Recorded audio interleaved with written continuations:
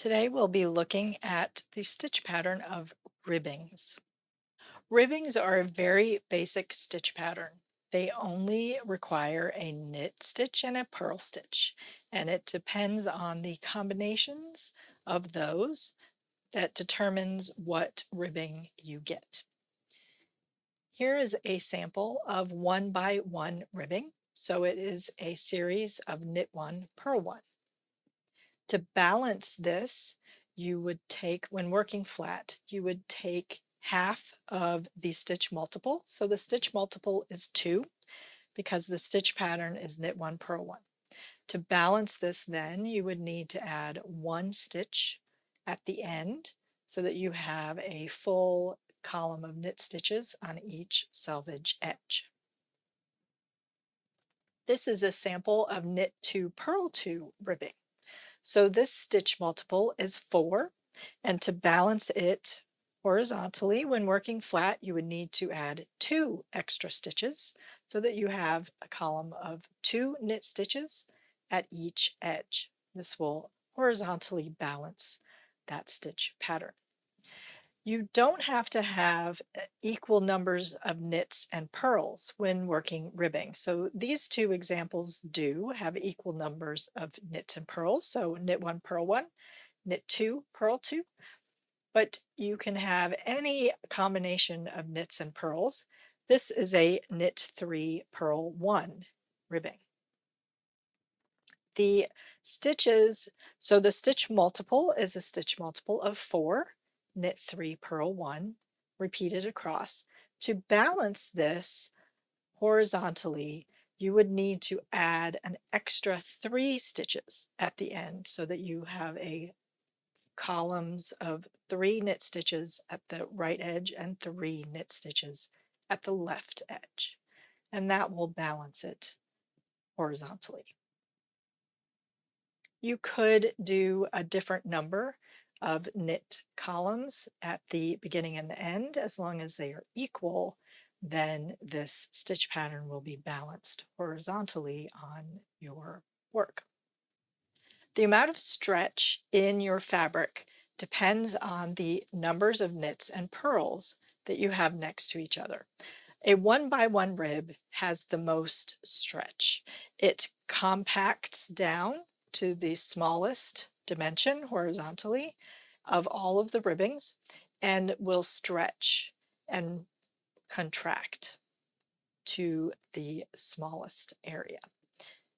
These swatches have very similar number of stitches. They're only maybe off by 1 or 2 stitches from each other, and you can see how different they measure in the horizontal measure. The 2 by 2 ribbing has the next highest amount of stretch. It can contract very nicely. It's just slightly larger than the 1 by 1 ribbing, and it can stretch and then contract back to a small footprint. The ribbings where you have just single columns or you have much larger number of knit stitches and fewer purl stitches in your ribbing columns, those contract not as drastically. They do have some stretch, but not as much stretch, and they don't contract to as small of an area horizontal.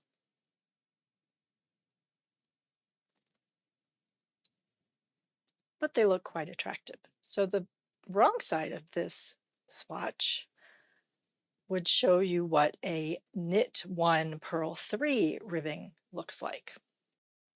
When working ribbings, you want to be sure that your cast on is stretchy enough to accommodate the amount of stretch that the ribbing wants to have. These swatches just have a nice loose long tail cast on at the cast on edge, and then a basic bind off in pattern at the top bind off edge. And when worked at a loose enough tension, they can be okay for the stretch, to maintain the stretch across the fabric. Some better options are Jenny's surprisingly stretchy bind off for a bind off, and a slip knot cast on for a cast on edge, and I have videos for those. I'll link those above. When working these ribbings, you want to make sure you're working at an even tension. And this swatch kind of has a little bit of an enlarged left hand knit stitch in the columns. It's not too bad, but it could be improved a little bit. So that is very common occurrence, the left hand column of knit stitches before the column of purls can tend to be enlarged, and this is because you are switching between knitting and purling, and this uses extra yarn transitioning between the two. So there are some methods to tighten that up. I have a video showing that. I'll link that above as well. If you find that your left hand ribbing columns, knit columns, are enlarged like that and you'd like to improve them. So a knit one, purl one ribbing is simply knit one and purl one. And repeat that across. Knit one and purl one. And knit one and purl. A knit two, purl two ribbing is knit two and purl two.